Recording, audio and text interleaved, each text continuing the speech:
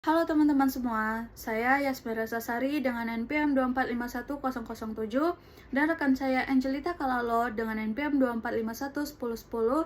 Kami dari Fakultas Hukum Universitas Internasional Batam guna mengampu tugas akhir untuk ujian akhir semester dengan mempresentasikan hasil artikel kami, yaitu analisis putusan Mahkamah Konstitusi nomor 13 garing PUU strip 16 garing 2018. Nah, di sini kami akan menjelaskan tentang putusan ini. Putusan ini itu merupakan salah satu putusan penting dalam perkembangan hukum tata negara di Indonesia karena berkaitan dengan mekanisme pengesahan perjanjian internasional dan hubungan kewenangan antara Presiden dan Dewan Perwakilan Rakyat atau DPR.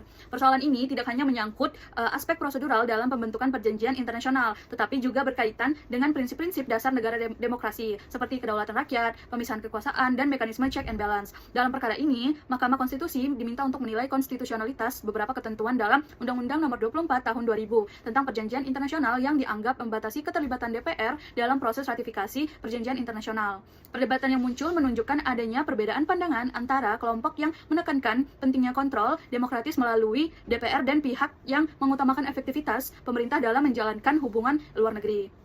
Nah, selanjutnya terdapat beberapa subjek hukum yang memiliki peran penting. Yang pertama ada pemohon, yaitu tim advokasi keadilan ekonomi dan pihak-pihak yang merasa hak konstitusionalnya dirugikan oleh berlakunya Undang-Undang Nomor 24 Tahun 2000. Yang kedua ada pemerintah Republik Indonesia sebagai pihak yang mempertahankan keberlakuan undang-undang tersebut. Dan yang ketiga ada DPR Republik Indonesia yang memiliki fungsi legislasi dan pengawasan dalam sistem ketatanegaraan Indonesia. Dan yang terakhir, yang keempat itu ada Mahkamah Konstitusi sebagai lembaga yang berwenang menguji undang-undang terhadap Undang-Undang Negara Republik Indonesia tahun 1945.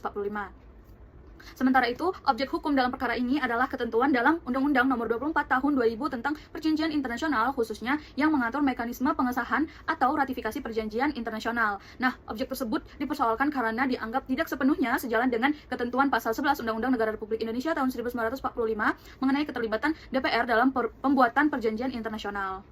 Nah, dalam putusan ini ada perbedaan pendapat hukum dalam perkara ini yang berfokus pada sejauh mana DPR harus dilibatkan dalam proses pengesahan perjanjian internasional. Pemohon berpendapat bahwa pasal 10 Undang-Undang Nomor 24 Tahun 2000 terlalu membatasi jenis perjanjian internasional yang harus memperoleh persetujuan DPR. Nah, menurut pemohon yang lain, pasal 11 ayat 2 Undang-Undang Negara Republik Indonesia tahun 1945 memberikan ruang yang lebih luas karena menekankan dampak yang ditimbulkan oleh suatu perjanjian bukan sekedar jenis perjanjiannya. Dari sudut pandang pemohon, setiap perjanjian internasional yang berpotensi menimbulkan akibat luas terhadap kehidupan masyarakat harus memperoleh persetujuan DPR sebagai representasi rakyat.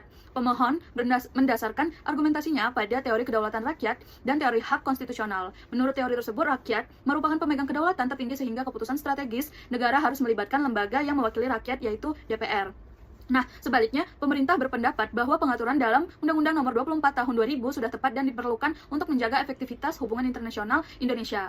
Pemerintah menilai bahwa tidak semua perjanjian internasional memerlukan persetujuan DPR karena hal tersebut dapat memperlambat proses diplomasi dan kerjasama internasional.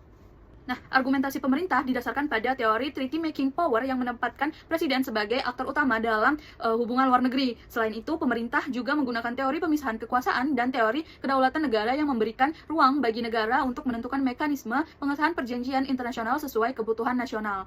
Nah, dengan demikian, inti perdebatan antara kedua pihak ini adalah mengenai ukuran yang digunakan untuk menentukan keterlibatan DPR, dan pemohon menekankan dampak substantif terhadap masyarakat, sedangkan pemerintah lebih menekankan klasifikasi formal sebagaimana diatur dalam undang-undang. Sekian penjelasan dari saya, akan dilanjutkan oleh rekan saya, yaitu Angelita Kalalo. Terima kasih.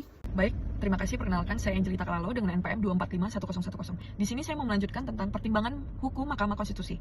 Dalam putusan nomor 13 garis miring PUU nomor 16 garis miring tahun 2018, Mahkamah Konstitusi mengambil posisi yang seimbang.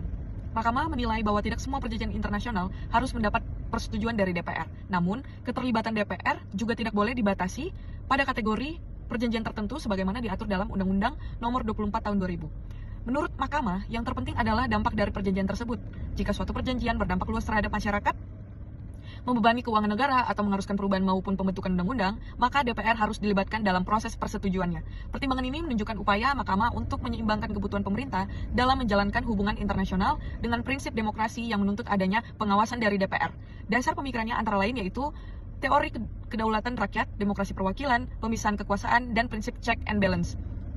Akibat hukum putusannya yaitu putusan ini mengubah cara menentukan perjanjian internasional yang memerlukan persetujuan DPR. Jika sebelumnya berfokus pada kategori formal, kini penilaiannya lebih menekankan pada dampak substantif perjanjian tersebut. Selain memperkuat fungsi pengawasan DPR, putusan ini juga dapat tetap memberikan ruang bagi pemerintah untuk menjalankan hubungan internasional secara efektif. Namun, putusan ini masih menyisakan potensi ketidakpastian hukum. Karena Mahkamah tidak menjelaskan secara rinci batasan mengenai yaitu dampak luas dan mendasarnya. Analisis dan kesimpulan yaitu dari perspektif teori hukum, putusan ini menunjukkan keseimbangan antara efektivitas pemerintahan dan kontrol demokratis. Sementara perspektif politik hukum, putusan ini mencerminkan upaya menyesuaikan kebutuhan negara dalam hubungan internasional dan prinsip demokrasi konstitusional. Jadi secara keseluruhan, Mahkamah menegaskan bahwa keterlibatan DPR dalam pengesahan perjanjian internasional harus ditentukan berdasarkan dampaknya, bukan semata-mata berdasarkan jenis perjanjiannya. Meski memberikan fleksibilitas bagi pemerintah, putusan ini tetap memerlukan penyempurnaan regulasi agar tercipta kepastian hukum yang lebih baik. Baik, itu saja dari saya. Terima kasih.